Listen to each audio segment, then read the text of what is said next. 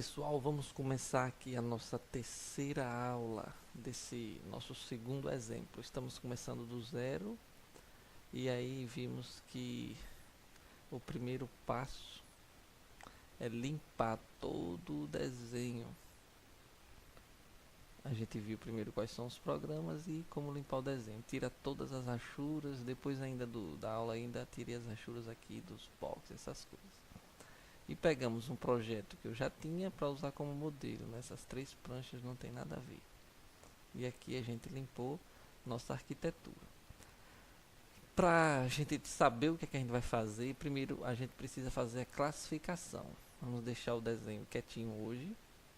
E aí você vai pegar um memorial descritivo, modelo. Aqui no nosso estado nós temos um modelo, você pode ter algum aí.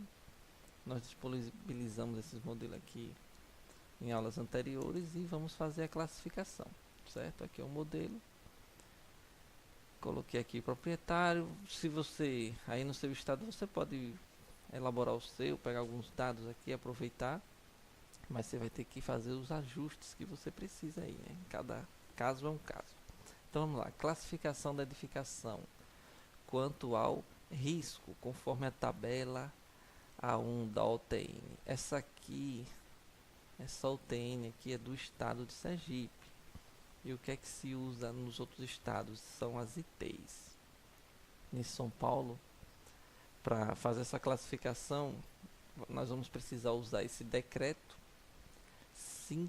56819/2010.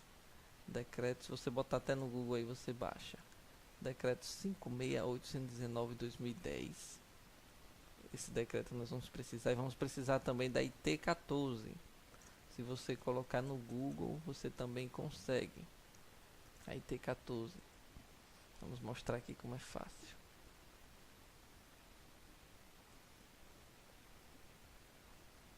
Você digita IT 14. Só isso. Carga de incêndios e edificações. É bombeiros, site do bombeiros, instrução técnica IT 14. Clicou. É importante olhar o ano também, a versão mais nova. Esse aqui é 2011. Está atrasado. Esse aqui, Corpo de Bombeiros de São Paulo, IT 14 2018. É essa aqui. Eu já tinha baixado, só estou mostrando para vocês como é fácil. Abriu aqui o PDF, baixou. Salva aqui. Baixou, tchau. Então nós vamos precisar dessa IT 14 aqui. Então vamos lá, vou mostrar o meu exemplo e cada um encaixa ao seu. O meu exemplo aqui é um mercado municipal de carnes. É um açougue. Aí como é que a gente vai fazer essa classificação?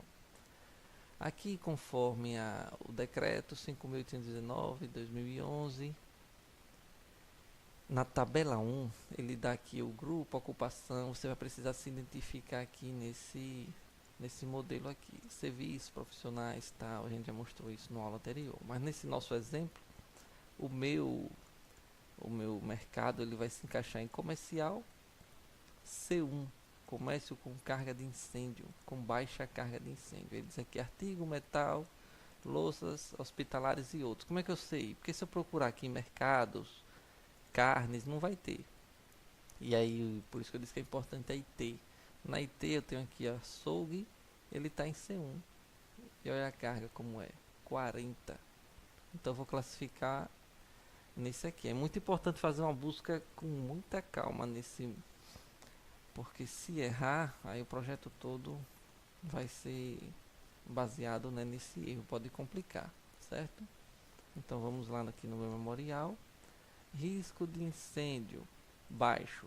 Como é que eu sei que é baixo? Vamos voltar aqui no decreto. Eu vi lá até 300 mJ, né? Já estou na tabela 3. Até 300 mJ metros quadrados, o risco é baixo. E a gente viu aqui na IT 14 que açougue é 40. Não é quase nada, né? Quer dizer que se tiver um incêndio, só vai ter carne lá de animais, vai fazer até um churrasco. Então, eu vou preenchendo aqui meu memorial. Isso eu preciso informar. Vamos lá, baixo. Altura entre os pisos habitáveis. Eu tenho aqui o TN, que é usado no nosso estado, mas a gente vai usar aqui o decreto que é o que serve na maioria dos estados, né? Ou cada estado tem um. Você entra aí no site do bombeiro e faz essa pesquisa. Tipo 1, 2, 3, 4, 5, 6, 7. A minha edificação térrea, um pavimento. Lá só dá 3 metros de altura. É um mercado antigo, né? Deveria ser bem mais alto, mas só dá 3 metros de altura. Então, marca aqui, tipo 1. Você vai colocar aí seu tipo conforme o seu. Depois a gente vai mostrar porque isso aqui é importante, certo? Carga de incêndio conforme a tabela A1 da OTN, que no caso IT14, essa OTN aqui é do estado. O que é que ele faz? Ele copia o da IT. Tá certo? Aqui açougue, C140, a mesma coisa. Só porque é estado. Ele pega, copia tudo, cada estado, e diz que sua norma é aquela. Né? Então, se você está em outro estado, você vai editar isso aqui. Né? Você não vai deixar o TN, vai botar conforme a IT 14, 40, já coloquei. Segue o cálculo da carga de incêndio específica.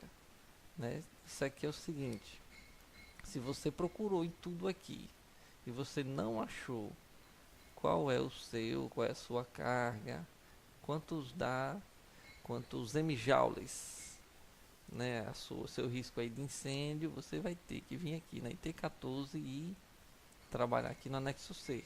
Usar aqui essa fórmula, que ele explica quais são os dados, e aí é matemática, né? E você vai achar a sua carga. Aí nesse caso você marcaria aqui, segue o cálculo conforme IT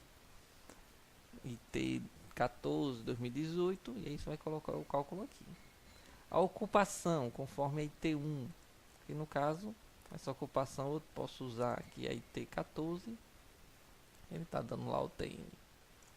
Eu posso usar aqui a IT14, está aqui a ocupação, comércio, certo? Ou o decreto também ele dá essa ocupação aqui, ó. Ocupação comercial C1.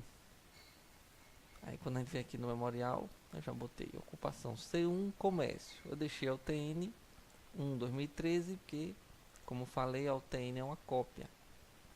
Ocupação conforme a TN comercial, açougue C1, certo? Aí é só você ir preenchendo. Eu já deixei aqui C1 comércio, comercial. Vamos deixar assim. A área, você vai calcular a área lá do seu projeto. Eu vou calcular no meu aqui depois e já coloco. A área total construída conforme a OTN. Especificar os locais isentos, certo? O que é isso aqui? Por exemplo, vamos dizer que eu estou fazendo um colégio e lá tem um ginásio. Esse ginásio ele dá uns 700 metros quadrados, por aí. Um ginásio coberto. Isso pode fazer com que, quando eu for fazer a classificação aqui do que as instalações que eu vou colocar, pela área, isso pode exigir muitas coisas. Então tem algumas áreas que são isentas. E aí é importante você saber isso aqui, para você colocar as áreas isentas, porque senão pode ser que não seja necessário o cálculo de hidrantes, chuveiros automáticos. Mas aí, se você for colocar tudo que tem no seu projeto, você vai crescer muito a sua área aqui, e aí a coisa vai complicar um pouquinho mais para você. Você vai fazer coisas que talvez não fossem necessárias. Então essa parte é muito importante. Então ele pede aqui para eu ver a OTN2, certo? Nesse caso eu vou ver a OTN2 porque não achei um IT. Aqui na OTN2 ele mostra de onde veio essas normas. E aí vocês podem usar essas normas aqui, ó. ABNT, saída de emergência, tal.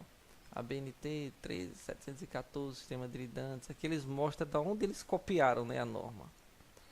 Norma técnica 2 de 2010, Corpo Militar do Espírito Santo. Vocês podem basear-se nisso aqui. Tem que fazer realmente uma pesquisa aí, para você se basear, porque isso é importante. No cálculo de área a ser protegida, as medidas contra segurança, incêndio e pânico não serão computados telheiros com laterais abertas, destinados à proteção de utensílios, caixa d'água, platibandas de até 3 metros, passagem cobertas de largura até 3 metros, né, prédios públicos, colégios, tem muito isso, faculdades, áreas cobertas para combustível, praça de pedágio, terminais, reservatório d'água, piscinas, semelhados. Então você vai ver aqui que isso aqui vai liberar muita coisa para você, né? Então é importante conhecer essa parte aqui da norma, escadas, tal, para você liberar muita coisa. E também residências, aqui ele está mostrando que não precisa de ser computado para entrar no para você fazer o seu projeto. Residência, edificação exclusivamente residencial com área inferior a 6 metros. Então essas áreas aqui classificadas, elas são liberadas, né? Inclusivamente residenciais.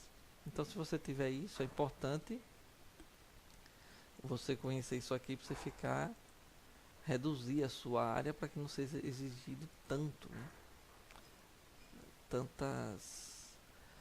tantas exigências aí para proteção. Então é importante dar uma olhada aí nessa norma e essas normas aqui. A BNT, norma técnica, decreto, código de segurança. Isso aqui vai ajudar você. No caso, como eu não tenho, mas quando aquele colégio que eu fiz, eu coloquei aqui ginásio e digo as áreas, certo? E aqui eu digo que eu quero a aprovação do projeto, informar se é para construir ou não. Aqui no caso do se haverá SPDA ou não. Aqui no nosso estado nós temos essa portaria 50/2013, que ela diz onde deve ser instalado SPDA ou não e quando é necessário. Veja só, fica obrigado a SPDA em todas as edificações que possuam área superior a 1.500 ou acima de 9 metros. É que ele dá algumas exceções e alguns casos que tem que colocar, que você vai lendo quando você está no estado de Sergipe, tentando para você ver se vai ser necessário ou não esse PDA do seu projeto, certo? Que isso não é você que vai fazer, né? Tem os engenheiros prontos para isso, né? O pessoal da parte da elétrica aí. Mas se você vir aqui no decreto 5.819, se você digitar SPDA na pesquisa, ele diz o seguinte: as instalações elétricas, sistema de proteção de descargas atmosféricas devem estar em conformidade com as normas técnicas oficiais. E se você for olhar aqui, ele vai estar sempre dizendo isso aqui, sempre. Normas técnicas oficiais. Então, no caso, você deve orientar aí o proprietário a procurar um engenheiro eletricista e ele vai dizer se é necessário o SPDA ou não. Geralmente, quando você apresenta o projeto, ele pede esse laudo de SPDA ou não, ou RT. E nessa RT aí, ou no laudo, ele vai dizer que não é necessário, faz um RT. Ou então ele faz o laudo de instalação. E lá na vistoria eles vão dar uma olhada, ver se o PDA está conforme, né? Conforme o laudo, certo, gente? Então a classificação, a gente para aqui e na próxima aula a gente continua com as exigências, né? Olhando aqui as normas, beleza?